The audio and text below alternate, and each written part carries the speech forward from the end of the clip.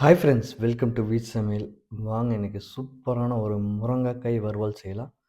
இது வந்து அவ்வளோ ஹெல்தி அண்டு அவ்வளோ டேஸ்டி. இது வந்து நம்மளுக்கு ரொம்ப சீப் அண்ட் பெஸ்ட்டா கிடைக்கும். ஆனா, நாங்க இருக்கிற ஊர்ல கடையில போய் வாங்குனோம்னா பயங்கர காஸ்ட்லி. ஆனா, எங்க வீட்ல நெறைய பேர் வச்சிருப்பாங்க முருங்கைக்காய் செடி. அதில போய் பறிச்சோம்னா யாருமே எதுவும் சொல்ல மாட்டாங்க. இதில அந்த அளவுக்கு ஹெல்த்தி பெனிஃபிட்ஸ் இருக்கு. இந்த டேஸ்ட்டும் செமையா இருக்கும். இந்த மாரி செஞ்சு சாப்பிட்டு பாருங்க. வீட்ல இருக்கிற எல்லாத்துக்கும் ரொம்ப பிடிக்கும். டெய்லி இதே மாரி வேணும்னு கேட்டுருப்பாங்க. வீடியோக்குள்ள போறதுக்கு முன்னாடி நம்ம சேனல சப்ஸ்கிரைப் பண்ணாதீங்க. சப்ஸ்கிரைப் பண்ணிக்கங்க. வாங்க வீடியோக்குள்ள போலாம். இதுக்கு ஃபர்ஸ்ட்டு ஒரு மண் சட்டி, மேக்ஸிமம் மண் சட்டியில செய்றதுக்கு பாருங்க. அப்பதான் அந்த டேஸ்ட் அப்படியே இருக்கும். இதில வந்து எண்ணெய் ஒரு 3 டீஸ்பூன் ஊத்திட்டு, எண்ணெய் நல்லா காய்ஞ்சு வந்தோன்னயும், இது கூட ஒரு 10 டூ 15 சின்ன வெங்காயம் போட்டு ஒரு 2 நிமிஷம் லோ ஃப்ளேமில வச்சு வதக்கிவிடுங்க. மண் சட்டி வைக்கிறப்ப ஹை ஃப்ளேமில வைக்க வேண்டாம்.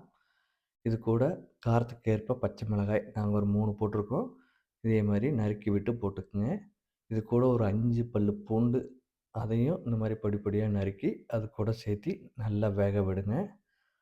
ஒரு 1 நிமிஷம் நல்லா வெந்துச்சுன்னா போதும். நல்லா கிளறி விட்டுட்டே இருங்க. வெங்காயம் நல்லா வேகணும். உப்பு இது கூட தேவையான அளவு உப்பு சேர்த்திக்கலாம். சேர்த்து இதையும் 1 நிமிஷம் அப்படியே சும்மா வதக்கி விடுங்க. அதுக்கப்புறம் ஒரு சின்ன தக்காளி, அதையும் போட்டு நல்லா வதக்கி விடுங்க.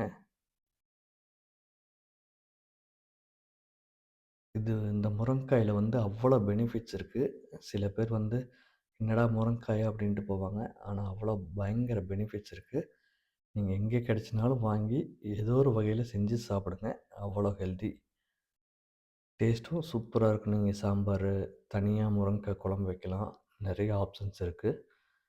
நீங்க எல்லாமே ட்ரை பண்ணி பார்க்கலாம். முருங்க இலையிலேருந்து பயங்கர சத்து இருக்கு. அதனால அத மிஸ் பண்ணிறாதீங்க. கிடைக்கிறப்ப கண்டிப்பா செஞ்சு பாருங்க. தக்காளி நல்லா வெந்த பின்னாடி, இது கூட முருங்கைக்காய சேர்த்துக்கலாம். முருங்கைக்காய இந்த மாரி சின்ன சின்ன பீஸா போட்டு சேர்த்துனீங்கன்னா, ஈஸியா அப்படியே வாயில போட்டு மென்னு சாப்பிட்றதுக்கு ஈஸியா இருக்கும். அதுக்கோசரம் தான் இந்த சின்ன சைஸு. இந்த மாரி உங்களுக்கு எவ்வளோ முருங்கைக்காய் கிடைக்குதோ, அந்த முருங்கைக்காய சேர்த்திக்கங்க. இது வந்து நான் ஒரு 3 முருங்கைக்காய்க்கு இந்த மாரி போட்டிருக்கேன். மீடியம் சைஸ் முருங்கைக்காய்க்கு. இது போட்டு நல்லா பொறுமையா வேக விடுங்க. இது வந்து இதில லைட்டா பச்சை வாசனை இருக்கும் முருங்கைக்காயில எப்பயுமே. அது நல்லா போகணும். அப்பத்தான் நம்மளுக்கு மத்த மசாலா போடுறப்ப அந்த ஸ்மெல் வராது இருக்கும். இப்போ ஒரு 5 நிமிஷத்துக்கு பக்கமா வெந்துருச்சு. இது கூட தேவையான அளவு மஞ்சள் தூள் அப்டின்னா 1/2 டீஸ்பூன் போட்டுருக்கேன். மிளகாய் தூள் 1/2 டீஸ்பூன். இது கூட சாம்பார் தூள். சாம்பார் தூள் முக்கியம் ரொம்ப. இதுக்கு காரத்துக்கு ஏற்ப சேர்த்திக்கலாம். இது வந்து எங்க ஃப்ரெண்டு வந்து அரைச்சு குடுத்தாங்க. செமையா இருந்துச்சு. அந்த மசாலா சாம்பார் மசாலா, அந்த மசாலா தான் போட்டுட்ருக்கோம் ரொம்ப நாளா. இத போட்டு இதையும் ஒரு 2 நிமிஷம் நல்லா முருங்கைக்காயில இறங்குற மாரி வதக்கி விடுங்க. அப்படியே எண்ணெய் பிரிஞ்சு லைட்டா வரும். இருந்தாலும் கலக்கி விடுங்க. ஏன்னா, அந்த எண்ணெயில வந்து நல்லா வறுபட்டுச்சுன்னா, செமையா இருக்கும். அந்த மசாலாவெல்லாம் முருங்கைக்காய்க்குள்ள இறங்கிக்கும். இப்ப வந்து 1 கப் தண்ணி, ஒரு 200 எம்எல் தண்ணி ஊத்தி, நல்லா அதையும் கிளறி விடுங்க. இத நல்லா கிளறி விட்டு, ஒரு 5 நிமிஷம் நல்லா கொதிச்சு, எண்ணெய் பிரிஞ்சு வரணும். அந்த அளவுக்கு இருக்கணும். அப்பத்தான் நம்மளுக்கு டேஸ்ட்டு செமையா இருக்கும். இப்போ ஒரு lemon size, medium lemon size புளி எடுத்து ஊற வச்சு கரைச்சி வச்சுக்கங்க. அத ஊத்தி அதையும் நல்லா கிளறி விடுங்க. இதெல்லாமே நல்லா சுண்டி வரணும். நம்மளுக்கு இந்த தண்ணி ஊத்துனது எல்லாமே நல்லா சுண்டி வரணும்.